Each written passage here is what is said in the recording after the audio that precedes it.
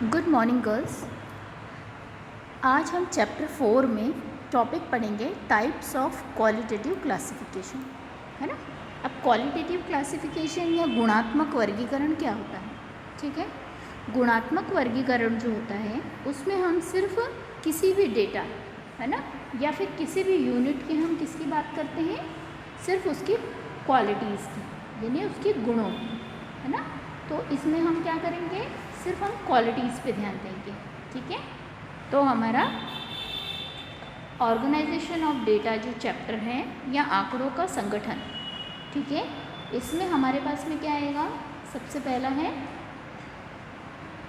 Qualitative classification. मतलब हम इसमें डेटा जो है उसकी क्वालिटीज़, फेनोमेना, मेरिट्स या कैरेक्टरिस्टिक्स की बात करते हैं, ठीक है।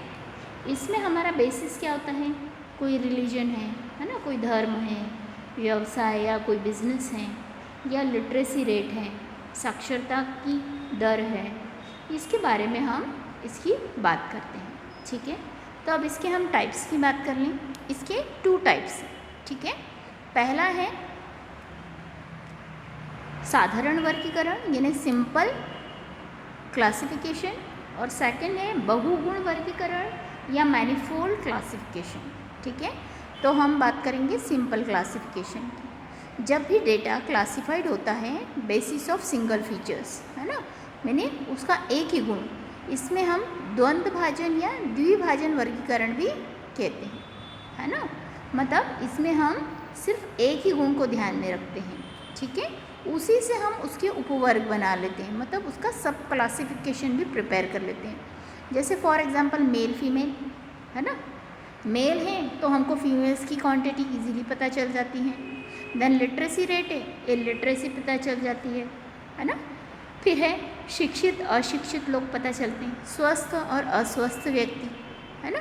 तो ये सारी चीज़ें हमको इसमें मिल जाती हैं, ठीक है। तो इसमें होगा हमारा साधारण वर्गीकरण, ठीक है, जिसमें हम डेटा के सिर्फ गुणों पर हम ध्यान देते हैं, ठीक है। अब हम नेक्स्ट बात करते हैं मैनीफोल्ड क्लासिफिकेशन, ठीक है। अब मैनीफोल्ड क्लासिफिकेशन या बहुगुण वर्गीकरण, ठीक है।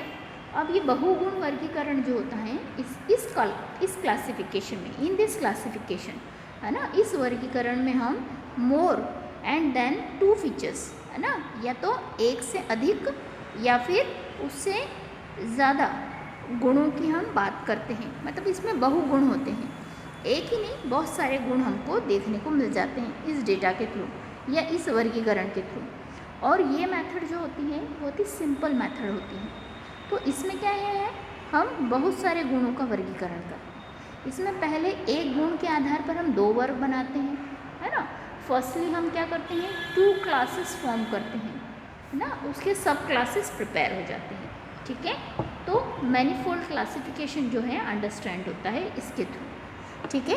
तो इसी को हम बहुगुण वर्गीकरण कहते हैं। मतलब इसमें एक या 2 नहीं, एक से अधिक गुण पाए जाते हैं, इसीलिए इसको मैनीफोल्ड क्लासिफिकेशन कहते हैं, ठीक है। अब हम नेक्स्ट बढ़ते हैं आगे। फिर था हमारा क्वांटिटेटिव क्लासिफिकेशन, है ना। क्वांटिटेटिव यानी संख्यात्मक वर्गीकरण, है ना। अब इस संख्यात्मक वर्गीकरण में क्या था हमारे, इसमें हम संख्यात्मक वर्गीकरण में जितने भी हमारा डेटा है उसकी हम सिर्फ संख्या, है ना, मतलब संख्या में ही उन तथ्यों को सम्मिलित करते हैं, है ना। जैसे लाइक है कोई भी एक पर्सन है, उसकी वेट, हाइट, इनकम, है ना, इसी ऑर्डर में उसके डेटा को हम अरेंज करते हैं। जैसे उसका वज़न कितना है, ऊंचाई कितनी है ना, या फिर उसकी इनकम कितनी है ना। तो इसमें हम ऑर्डर ऑफ अरेंजमेंट का आकार देखते हैं, तो इसलिए इसको आकारानुसार वर्गीकरण भी कहते हैं, या फिर हम इस क्लासिफिकेशन को हम classification on the basis of volume भी कहते हैं, ठीक है। तो ये हो गया आपका संख्यात्मक वर्गीकरण यानी क्वांटिटेटिव क्लासिफिकेशन, ठीक है। अब नेक्स्ट है हमारा कंसेप्ट ऑफ वेरिएबल, है ना। अब वेरिएबल का क्या कंसेप्ट है ना। अब वेरिएबल यानी क्या होते हैं, चर, है ना। चर का क्या मतलब होता है, चर जो है वर्ड उसकी उत्पत्ति जो है या उसका ओरिजिन जो है वेरी वर्ड से हुआ है, ठीक है। और इसमें हम इसका मतलब क्या होता है, अलग होना, है ना। या फिर इसमें अगर हम बात करें तो इस इंग्लिश वर्ड का मीनिंग क्या हुआ कि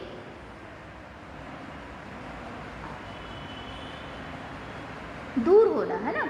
हैंस वेरिएबल कैरेक्टरिस्टिक्स, मतलब अगर इसकी कैरेक्टरिस्टिक्स की बात करें तो इसके मेजर्स जो हैं changes it's value over the time of example, है ना। मतलब इसमें हम क्या है, हमारी इकाई की माप का जो परिवर्तन है वो कैसे करते हैं। जैसे आयु है, मतलब उसकी एज है, या उसकी हाइट है, या उसका वेट है, या उसकी इनकम है ना, या आय है।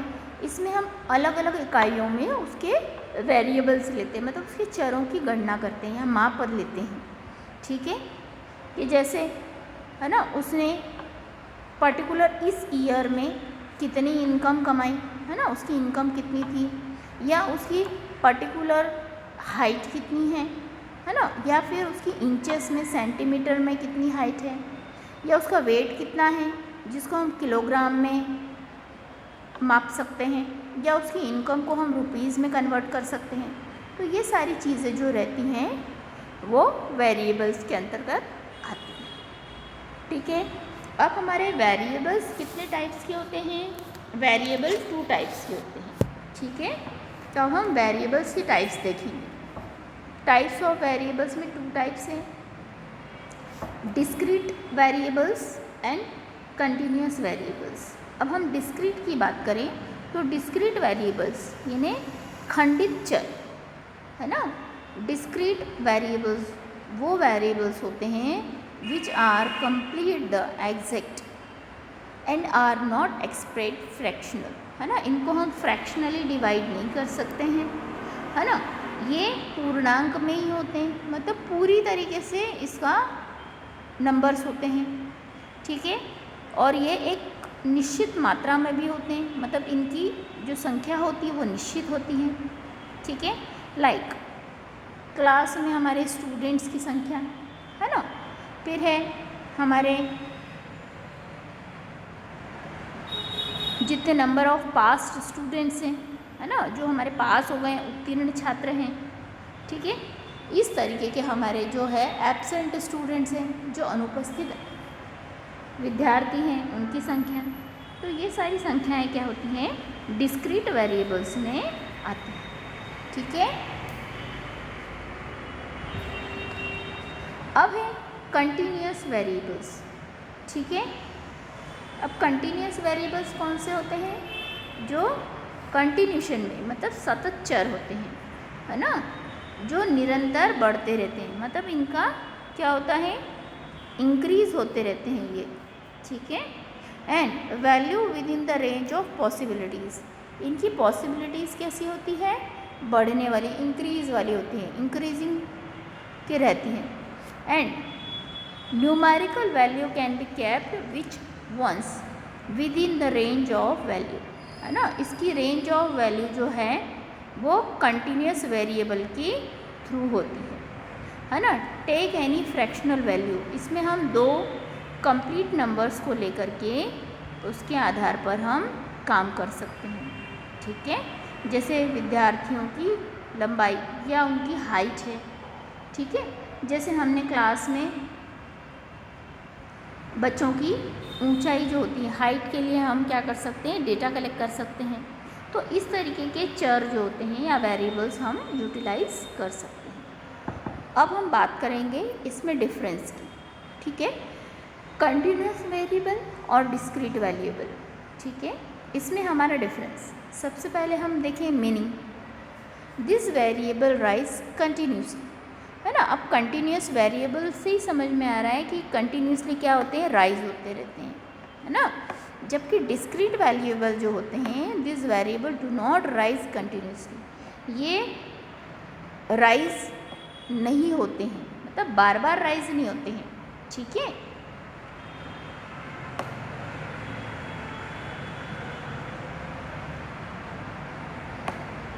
एकदम से बढ़ते हैं, ठीक है। तो ये किसमें आएंगे, डिस्क्रीट वैल्यूज़ में। फिर है इसकी वैल्यू, दिस में टेक एनी फ्रैक्शनल वैल्यू, इसमें हम किसी भी फ्रैक्शनल वैल्यू को दो इसमें कंप्लीट नंबर्स को क्या कर सकते हैं, ले सकते हैं। जबकि अगर हम डिस्क्रीट की बात करें तो दिस हैव फिक्स्ड वैल्यू, पर डिस्क्रीट में क्या होती है, फिक्स वैल्यू होती है, तो हमको इसमें कुछ भी चेंजेस करने को नहीं मिलता है। चेंज इन वैल्यू, दिस में वेरी इन बोथ कंप्लीट और फ्रैक्शनल नंबर, इसमें हमारे दोनों कंप्लीट और फ्रैक्शनल नंबर होते हैं। जबकि अगर हम डिस्क्रीट की बात करें तो this rise in complete numbers, ये राइज होता है किससे, कंप्लीट नंबर्स के थ्रू राइज होता है ना। अगर हम एग्जाम्पल की बात करें तो एग्जाम्पल क्या होगा, हाइट ऑफ द स्टूडेंट्स, है ना, जो कंटिन्यूस बढ़ती रहती है ना, एक एज तक ये बढ़ती है ना, हाइट उसके बाद नहीं बढ़ेगी, ठीक है। जबकि डिस्क्रीट सीरीज़ की बात करें तो नंबर ऑफ़ स्टूडेंट्स एकाएक बढ़ते हैं, है ना, जब एडमिशन प्रोसेस चलती है तो एकाएक बढ़ते जाते हैं, ठीक है। तो ये हो गया हमारा इंग्लिश में। अब हम हिंदी में देख लेते हैं। तो हिंदी में इसको कंटिन्यूस वेरिएबल को कहते हैं सतत चर, और इसको बोलते हैं खंडित चर, है ना, डिस्क्रीट को, ठीक। अब इसका अर्थ देखें तो सतत चर जो होते हैं ये निरंतर बढ़ते रहते हैं, मतलब लगातार बढ़ते रहते हैं। जैसे बच्चों की ऊंचाई बढ़ती रहती है ना, धीरे धीरे छोटे छोटे बच्चे होते हैं, फिर धीरे धीरे उनकी हाइट बढ़ती है, ठीक, उसी तरीके से। फिर खंडित चर जो होते हैं ये चर निरंतर नहीं, एकाएक बढ़ते हैं, है ना। जैसे एडमिशन के समय बच्चों की संख्या ना एकदम से बढ़ जाती है। मूल्य, ये निश्चित सीमाओं के अंतर्गत कोई भी मूल्य रख सकते हैं, है ना, इनकी एक निश्चित सीमा होती है, उसमें इनका मूल्य कुछ भी रखा जा सकता है। जबकि डिस्क्रीट वेरिएबल जो होते हैं इनका मूल्य हमेशा कैसा होता है, निश्चित होता है ना, मतलब निश्चित मूल्य पर ही इनका काम होता है। फिर है मूल्यों में परिवर्तन, है ना, ये सतत चर जो होते हैं ये पूर्णांक व भिन्न दोनों में बढ़ सकते हैं, मतलब पूर्णांक में भी बढ़ेंगे, ठीक है, या फिर भिन्न में भी बढ़ेंगे, मतलब फ्रैक्शनल्स में भी बढ़ेंगे। पर डिस्क्रीट सीरीज़ जो होती है ये सिर्फ कैसी होती है, पूर्णांक में ही होती है, ठीक है। आपने मैथ्स में पढ़ा ही है कि पूर्णांक कौन से होते हैं, है ना, और भिन्न कौन से होते हैं, ठीक है। भिन्न इन्हें फ्रैक्शंस में होते हैं 2/4, 3/4, ठीक है, और कंप्लीट इन्हें पूर्णांक इन्हें पूरी एक संख्या जिसमें फ्रैक्शन नहीं होता है, जो कि डिविजिबल होती है, ठीक। उदाहरण के लिए अगर हम देखें तो विद्यार्थियों की ऊंचाई जो निरंतर बढ़ती रहती है ना, और अगर हम बात करें तो खंडित सीरीज़ की या खंडित चर की तो विद्यार्थियों की संख्या, ठीक है। तो यहाँ पर आपका ये अंतर खत्म हुआ। अब हम आगे बढ़ते हैं एट्रीब्यूट्स, ठीक है। एट्रीब्यूट्स जो हैं इनको कहा जाता है गुण, ठीक है। जो हमारे वेरिएबल्स हैं, ठीक है, उनकी क्वांटिटेटिव नेचर होता है, ठीक है, can be measured numerical like the height of person, weight of person, attributes like beauty, intelligence, है ना। अगर हम बात करें तो न्यूमेरिकल फॉर्म में हम क्या करेंगे, सिर्फ क्वांटिटी को देख सकते हैं, बट एट्रीब्यूट्स क्या बताते हैं हमको, उसके गुण बताते हैं, है ना। गुण में हम क्या बता सकते हैं, जैसे वो सुंदर है, बुद्धिमान है ना, इंटेलिजेंट है, ठीक है। ये सारी चीज़ें क्या बताती है ना, गुण बताती हैं।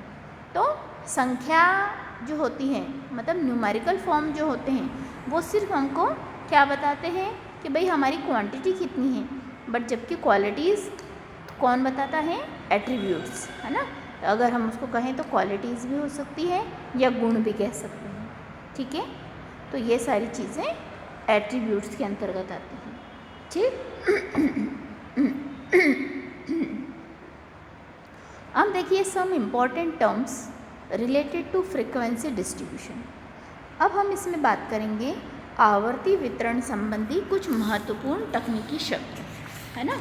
अब आवर्तन संबंधी ने हमारे आवर्तन होता है, आवृत्ति, है ना। आवृत्ति संबंधी कुछ हमारे टर्म्स हैं, है ना। आवृत्ति आपको सभी को पता है फ्रीक्वेंसी होता है ना। जो हम जनरली मैथ्स में जब हम स्टैटिस्टिक्स में डायग्राम वगैरह बनाते हैं या ग्राफ बनाते हैं तब हमारे पास में फ्रीक्वेंसी आती है, तब हमको फ्रीक्वेंसी पता चलती है, ठीक है। तो उस समय हम कौन कौन सी टर्मिनोलॉजी यूज़ करते हैं वो टर्मिनोलॉजी आपको मीनिंग बता रही है। सबसे पहले कच्चे या शुद्ध आंकड़े, है ना, उनको कहा जाता है रॉ डेटा, है ना। अब ये जो रॉ डेटा होता है, ये रॉ डेटा जो है, रॉ डेटा रिफ़र करता है हमको, इन्वेस्टिगेटर जो होता है वो अपनी पर्पज़ ऑफ स्टडी, मतलब उसके अध्ययन के लिए या फिर सर्वे के लिए वो क्या करता है, रॉ डेटा को इकट्ठा करता है, मतलब कच्चे या शुद्ध आंकड़े वो एकत्रित करता है, ठीक है, इकट्ठा करता है, ठीक है। और उसको वो क्या करता है, अपने अकॉर्डिंगली वो क्या करेगा, उसको ऑर्गेनाइज करेगा, है ना, उसको व्यवस्थित करेगा, तभी तो क्या होगा, तभी वो अनुसंधान के लिए या इन्वेस्टिगेशन के लिए क्या कर पाएगा, उन डेटा को प्रॉपर तरीके से रख पाएगा, उनको यूटिलाइज कर पाएगा, है ना। तो ये होता है हमारा रॉ डेटा। फिर इसके बाद होती है सीरीज़। सीरीज़ का मतलब होता है श्रृंखलाएँ। सीरीज़ है, it refers to those data, मतलब इसमें जो हमारा डेटा है विच प्रेजेंटेड इन सम ऑर्डर, इसमें हम हमारे डेटा को कुछ एक विशेष क्रम के अनुसार क्या करते हैं, व्यवस्थित करते हैं, ठीक है। या फिर हम कुछ सीक्वेंस बना लेते हैं कि भाई हमारे डेटा को हम इस तरीके से प्रेजेंट करेंगे, है ना। जैसे अगर मैं मेरी क्लास में अगर बच्चों की डिटेल निकालती हूँ तो सबसे पहले मैं क्या लिखूँगी, नेम ऑफ द स्टूडेंट, है ना, पहले सबसे पहले serial number, the name of student, है ना। फिर उसके बाद में फादर्स नेम, मदर्स नेम, आपकी DOB, आपकी कास्ट, है ना।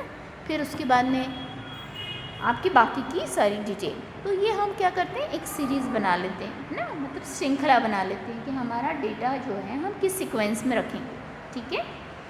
देन थर्ड है फ्रीक्वेंसी। फ्रीक्वेंसी का मतलब होता है आवृत्ति।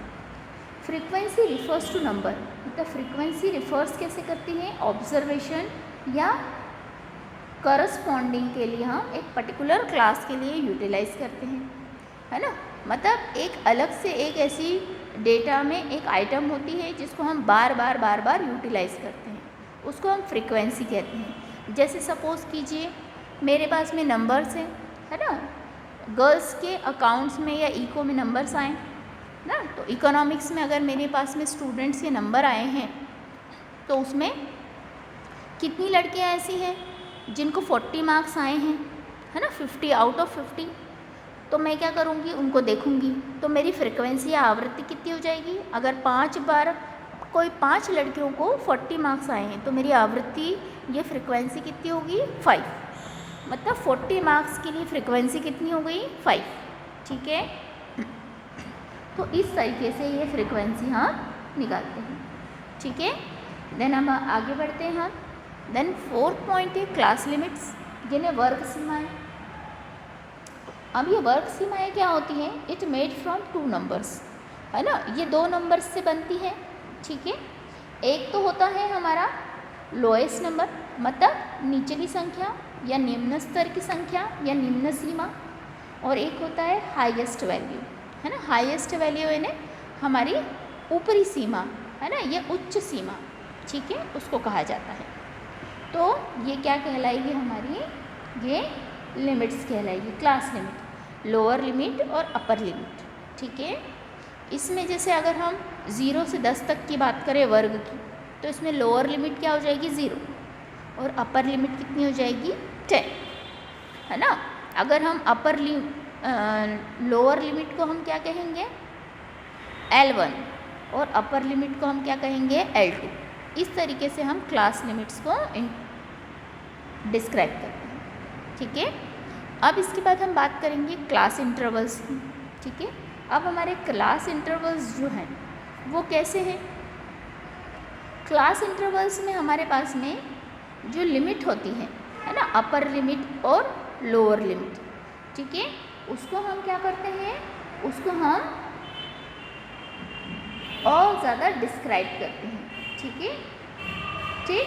अगर हम 0 से 10 की बात करें, हमारे पास लिमिट है, तो हमारे पास में क्लास इंटरवल कैसा हो जाएगा, 10 - 0, मतलब कितना हो जाएगा, हमारे पास क्लास इंटरवल 10 बचेगा। अगर 10 to 20 है तो 20 में से 10 माइनस करेंगे तो कितने हो जाएंगे, 10, मतलब क्लास इंटरवल यहाँ पे कितना बन रहा है हमारा, 10, है ना। मतलब हमारे कैसी हो गई सीरीज़, कैसी बन गई, 0 to 10, 10 to 20, 20 to 30, ठीक है। इसको हम क्या कहते हैं, वर्ग विस्तार या क्लास इंटरवल्स, ठीक। अब इसके बाद होती है हमारी मिड वैल्यू, है ना। मिड वैल्यू यानी मध्य मूल्य, ठीक है।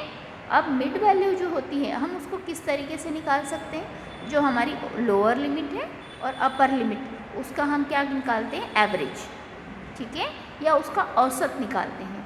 तो औसत को ही हम मध्य मूल्य या मिड वैल्यू या मध्यमान भी बोलते हैं, ठीक है। जैसे हमारी लोअर लिमिट कितनी है, 10 है, और अपर लिमिट 20 है, तो हम इसका क्या निकाल देंगे, अगर हमको मिड वैल्यू निकालनी है तो 10 + 20 मतलब कितने हो गए, 30, डिवाइडेड बाई किससे कर देंगे, 2, है ना। तो मतलब कितनी हो गई हमारी मिड वैल्यू, 15 आ गई, ठीक है। तो यहाँ पर ये हमारा some important terms related to frequency finish हुआ। अब हम आगे बढ़ते हैं, टाइप्स ऑफ स्टैटिस्टिकल सीरीज़, है ना। अब हमारी स्टैटिस्टिकल सीरीज़ की टाइप्स की बात कर लें तो स्टैटिस्टिकल सीरीज़ के टाइप्स में हमारे पास में 2 टाइप्स हैं, ठीक है। हमारे पास में जब भी हम डेटा इकट्ठा करते हैं, है ना, एक प्रॉपर सीक्वेंस में, तो हम उसकी क्या करते हैं, उसकी क्वालिटीज़, क्वांटिटीज़ सबको देखते हैं, तो वो क्या कहलाती है, हमारी स्टैटिस्टिकल सीरीज़ कहलाती है। अब स्टैटिस्टिकल सीरीज़ के दो टाइप्स हैं, एक तो है आपका टाइम सीरीज़ और on the basis of nature, मतलब नेचर या प्रकृति के आधार पर हमारे है ना, और एक है हमारी कंस्ट्रक्शन के आधार पर, यानी संरचना के आधार पर। तो सबसे पहले हम बात करेंगे on the basis of nature. Nature के आधार पर 3 प्रकार हैं और संरचना के आधार पर भी 3 प्रकार हैं। तो सबसे पहले हम नेचर के अनुसार जो आधार है उनकी बात कर लेते हैं। सबसे पहला है हमारा टाइम सीरीज़, ठीक है। अब अगर हम टाइम सीरीज़ की बात करें तो in this series the term of units are arrange on the basis of time. ये टाइम के आधार पर अरेंज होती है ना। That time period can be month, week, day, hours, minutes, है ना। अब इसको हम कैसे क्लासीफाई कर सकते हैं, ठीक है, टाइम के अनुसार, समय के अनुसार, मतलब सप्ताह है, माह है, दिन है, घंटे हैं, मिनट है, इसके आधार पर हम क्लासीफाई कर सकते हैं। मतलब हमारा टाइम सीरीज़ में हम सिर्फ टाइम को क्या करते हैं, इम्पोर्टेंस देते हैं, ठीक है। अब इसके बाद है हमारा नेक्स्ट स्पेटियल सीरीज़, है ना। अब स्पेटियल सीरीज़ से ने स्टैटिस्टिकल डेटा जो है हमारा क्लासिफाइड होगा on the basis of geographical location, है ना। इसमें हम स्थानानुसार श्रेणी में भौगोलिक स्थान के आधार पर, मतलब भौगोलिक परिस्थितियों के आधार पर हम या स्थान के आधार पर डेटा को प्रस्तुत करते हैं। इसमें हमारा समय स्थिर रहता है पर स्थान में परिवर्तन होता है ना। जैसे अगर हम बात करें कि भाई हर एक अलग अलग सिटी में कितने स्कूल्स हैं, है ना, गवर्नमेंट स्कूल्स कितने हैं, प्राइवेट स्कूल्स कितने हैं, तो ये क्या हो गया, हमारा समय तो वही का वही है ना। अगर हमारा इस वर्ष की अगर हम बात करें कि इस वर्ष में कहाँ कितने कितने स्कूल हैं, तो हमारे वर्ष या समय तो एक ही है, पर हमारे स्थान में क्या हो रहा है, परिवर्तन हो रहा है ना, कि हर जगह पर कितने कितने बच्चे हैं या कितने कितने स्कूल हैं, तो कितने स्कूलों में कितने बच्चे पढ़ते हैं, ठीक है। जैसे आज के न्यूज़पेपर में आया था कि 8th में जितने बच्चे पास हुए थे उसके बाद में 9th में एडमिशन्स कम हुए हैं, है ना। तो ये सारा डेटा कैसे पता चलता है, गवर्नमेंट को इस स्टैटिस्टिकल एनालिसिस के थ्रू पता चलता है, ठीक है। इसके बाद में हम थर्ड बात करते हैं कंडीशनल सीरीज़, ठीक है।